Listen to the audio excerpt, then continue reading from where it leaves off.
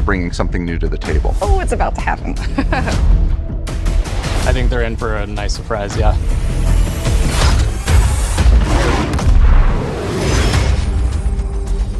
We're excited to finally talk about our brand new game, launching this year, Black Ops 7. This is a story we've been building for years, designed from the start to deepen the Black Ops universe. We're picking up the thread in 2035, a world shaped by the consequences of choices made long before. It's a future forged by fear. We're always looking for new ways to one-up ourselves and push beyond what we've achieved before. And Black Ops 7 gives us the opportunity to take valuable player feedback and infuse it directly into our development to make this the best Black Ops experience. You'll be able to squad up with friends or play solo in a fresh and innovative co-op campaign. Jump into a 2035 multiplayer experience loaded with brand new maps. And yes, the next chapter of Zombies, set entirely in the Dark Ether. First, let's dive into our campaign. From the start, our goal was to tell a story that could stand on its own while also honoring the legacy of the series. Throughout development, we found meaningful opportunities to reconnect with characters and storylines from earlier Black Ops titles. What say we wrap this shit up real quick today, okay? I need to hit the beach and work on my tan. Black Ops 7 takes place about 10 years after the events of Black Ops 2 with Raul Menendez and his Cortes DA movement. It's such a good period of time because how have these characters changed over the last 10 years? We have this sweet spot here to really open up some new relationships between characters. At the end of Black Ops 2, Raul Menendez was seemingly killed. Now in 2035, he's back with a mysterious video threatening to burn the world down in 3 days. In response to this imminent threat, the Guild, a global tech conglomerate, has stepped in to offer protection where governments and nations have failed. David Mason, callsign Section, is back, deployed to investigate the new danger. What begins as a tactical operation quickly unravels into something far more disturbing, as they uncover a weapon engineered to turn fear into an instrument of war. So when the team gets exposed to it, we get to dig into twisted versions of their memories. It really plays on their fears. It puts them into this kind of paranoid state. As the story deepens, reality fractures, missions twist into surreal dreamscapes, and the line between memory and madness begins to blur. You just gotta play and see. At the heart of it all is David Mason, returning from Black Ops 2 and now portrayed by Milo Ventimiglia, who brings the grounded intensity and emotional depth that the story demands. David is a true leader, but he's riddled with doubts. He's always worried, did he do the right thing? That fear is really the basis of this story. Under the authority of now Commander Troy Marshall, David now leads a new JSOC unit, codenamed Spectre One. As the world spirals into uncertainty, David must hold his team together. Now let's meet the team. Mike Harper returns with his tough-as-nails attitude and signature humor. We get this good balance of the energy that he brings, but also the way that he can take David aside and be really honest with him. Michael Rooker reprises the role, and he brings every ounce of personality you'd expect. The guy is not a lot of fun. Balancing Harper's bold personality is Eric Samuels, portrayed by John Eric Bentley. After protecting the president alongside David and Harper back in Black Ops 2, he formed a deep respect for David. Resigning from the Secret Service and joining his elite JSOC team, Samuels believed he could make a greater impact at David's side. 50/50 is one of our new characters. She's pretty amazing. She's Samoan, and she's kind of worked her way up, and then at a certain point in her life, started experiencing this degenerative disease. Rather than getting taken away from the fields, she is willing to get some of her limbs replaced with bionic limb replacements. She's played by Frankie Adams, who is just a perfect fit for the role. It would suck to get kicked and punched by her. Alongside these new and returning faces, we're introducing Emma Kagan, portrayed by Kiernan Shipka. As the CEO of the Guild, Emma has positioned herself as humanity's last line of defense against the emerging threat. But her philosophy on how to confront this crisis puts her at odds with David and his team, raising questions about trust, control, and the cost of survival. You'll also meet operatives like Slade Razor Barrick, who heads up Spectre 2, the secondary JSOC team supporting the mission. Integral to our story is the enduring shadow of Raul Menendez. Now, as the world spirals towards chaos once again, the question isn't just whether Menendez is back, it's whether David is ready to face what that truly means. It was just the beginning, a necessary first step. Mission variety is at the core of Black Ops 7. I can say that you are definitely going to see some of the most trippy shit you have ever seen in a Call of Duty campaign. Things are going to progressively get really, really crazy the more you play. You're going to travel to places in reality in the game, but also in your mind. We can go to Nicaragua.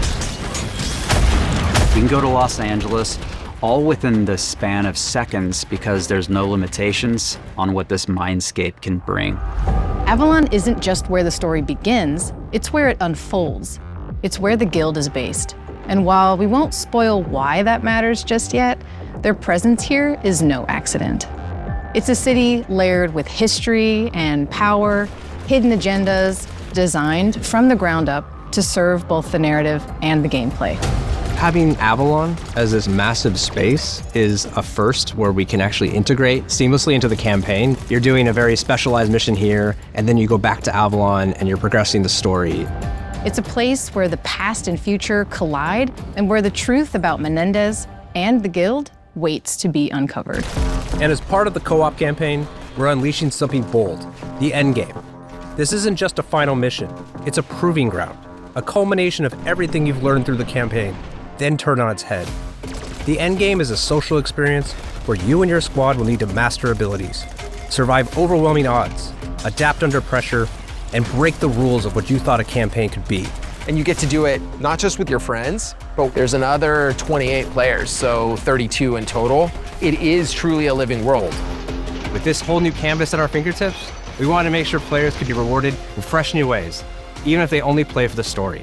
So for the first time ever, we're proud to announce we're bringing global progression to campaign in Black Ops 7. Earn XP, complete challenges, level up your weapons in the campaign, and bring them into MP, Zombies, or Warzone. Built for solo or co-op play, this campaign pulls you into a threat that demands your attention, twists your expectations, and reminds you exactly why Black Ops stories are so unique. If I take a step back and say what was the vision for multiplayer in Black Ops 7, it really started with that 2035 setting.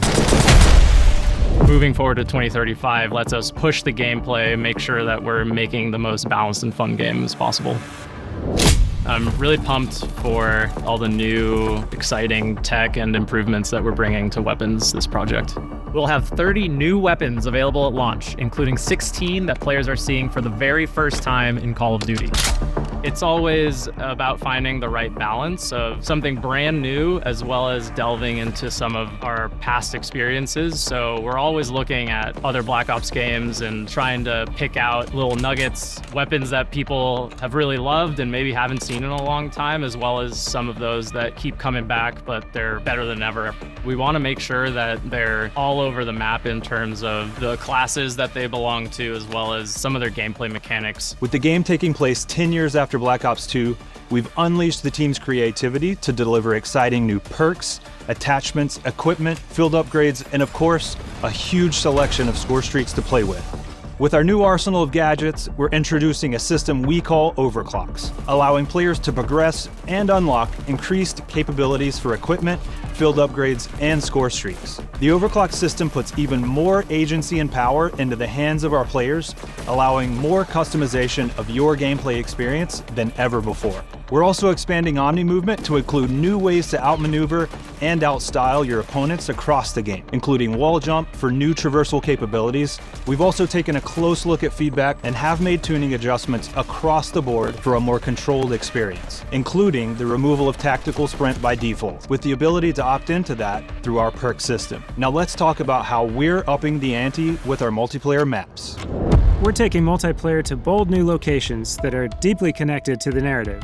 You'll fight through covert guild facilities in Japan, revisit David Mason's childhood cabin in the Alaskan wilderness, infiltrate a remote tundra installation, and clash across a high-tech solar array in the Australian outback.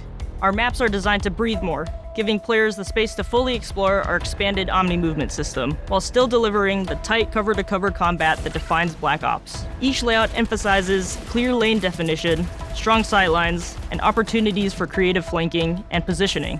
Whether you're a run-and-gun player, a tactical defender, or someone who thrives on movement and momentum, there's something here for you to learn, adapt to, and dominate. Because we're taking place after Black Ops 2, we've been able to revisit some of those spaces in reimagined ways, and Raid is definitely one of those that we thought was really important to bring back at launch. This is the Raid you know and love, reimagined for Black Ops 7 in a setting that's as beautiful as it is deadly.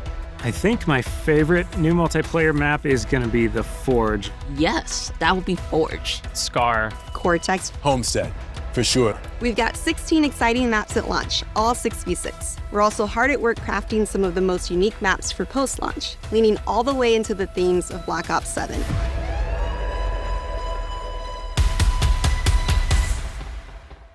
We're also delivering new large-scale maps, paired with an all-new mode to the series. One of our new modes at launch is Skirmish, a large-scale experience where teams battle it out to complete objectives. It is a big 20 versus 20 size map, but adding Wingsuit into multiplayer changes the dynamics of it compared to just like a core 6v6 mode. This allows you to have not only a bigger play space, but also more objectives going on. A squad captures an objective, they could basically wingsuit across the map to capture the next objective. One of my favorite things about Skirmish is that no one match feels the same. This is a multiplayer experience designed to surprise you, built with intention, shaped by experience, and driven by the variety that keeps players coming back. Stay tuned later this year for more details at our full multiplayer reveal at Call of Duty Next. And of course, you'll be able to get hands-on in the open beta. Now, let's dive into all the new ways you'll be rewarded through our global systems. For the first time ever in a Call of Duty, we have a connected campaign. All the great XP, progression, challenge systems you know and love from multiplayer, zombies, and Warzone will be in co-op campaign. For the first time ever in Call of Duty, you're going to be able to share your weapon builds. You can send a build directly to a friend, so they don't have to create it themselves. We're also adding a build code to Gunsmith, so whenever you see a screenshot of another player's build out of the game, you can enter the code to copy the exact same build. As we've been building Black Ops 7, the second stage of Prestige has always been evolving into weapon Prestige. That deep engagement with your favorite guns is going to be recognized and celebrated. Enter Weapon Prestige, unlock that unique Prestige attachment that is different with every gun, complete 2 Weapon Prestiges, and you're going to graduate into Weapon Prestige Master with hundreds of levels to climb through. There are more ways to earn camos than ever in Black Ops 7. And looking ahead to our post-launch seasons, we're excited to bring weekly challenges to Black Ops 7. With unlockable gameplay rewards to earn, challenges for all modes, and multiple completion weapon camos to chase each and every season. We'll have a lot more to talk about on progression and global systems later this year, but for now, let's take a look at how we're leaping forward in time to 2035 with our HUD and UI. It's great because it's not so far in the future that it's sci-fi. It's still kind of grounded in the technology we have today. It's still believable, but it does kind of break free from the constraints. There's a lot of VR and AR headsets that have come on the market in the last few years, and so if you take a look at that and you imagine, okay, 10 years down the line, what's that going to look like? And what's that going to do for soldiers, and then how does that translate back to a video game, and how can we give that kind of experience to our players? It's called Cerebral Link, and it's what connects all of our players. It can be a variety of things: audio, visual, handheld. It's this distributed network that goes through all the gear that the players will have. It feels like it's being pumped through, whether it's a message or the mini-map or the ammo widget. It's got this consistent look and feel, and I think it, more so than ever, is going to feel like a cohesive and immersive experience for our players.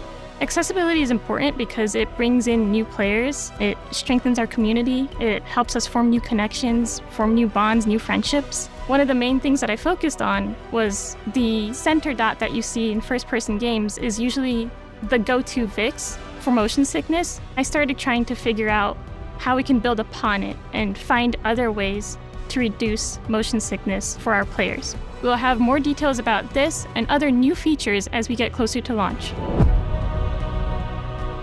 we get the opportunity to mess with some cool future or high-tech technology that we're putting on full display throughout the entire game.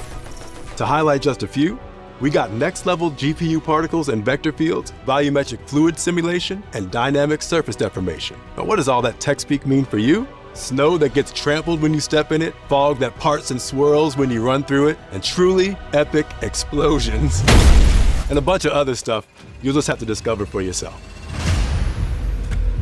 We're pulling out all the stops with round-based zombies this year.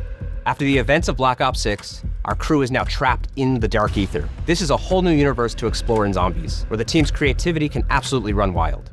Our crew is essentially in prison here. No need to fight to discover a way to escape this reality. As if that wasn't enough, they've just come face to face with an alternate incarnation of our original crew, Richtofen, Takeo, Nikolai, and Dempsey, with no idea who they are or why they're here. We're delivering a truly massive round-based map at launch, packed with new features, as well as the return of survival maps for the first time since Black Ops 2. It's going to be one hell of a ride, and you won't have to wait long to see more. Our official Zombies reveal is only weeks away. Until then, we'll leave you with this.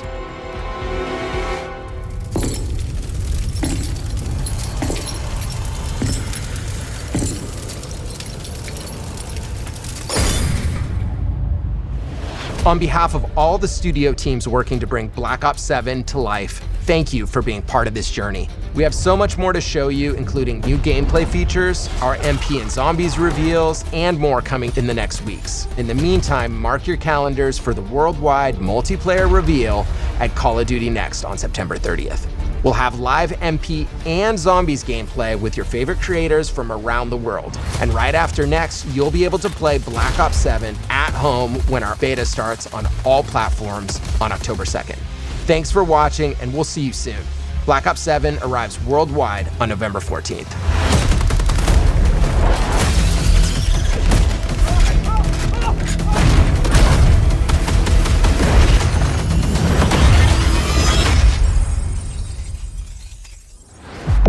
Get the Reznov Challenge Pack when you pre-order now.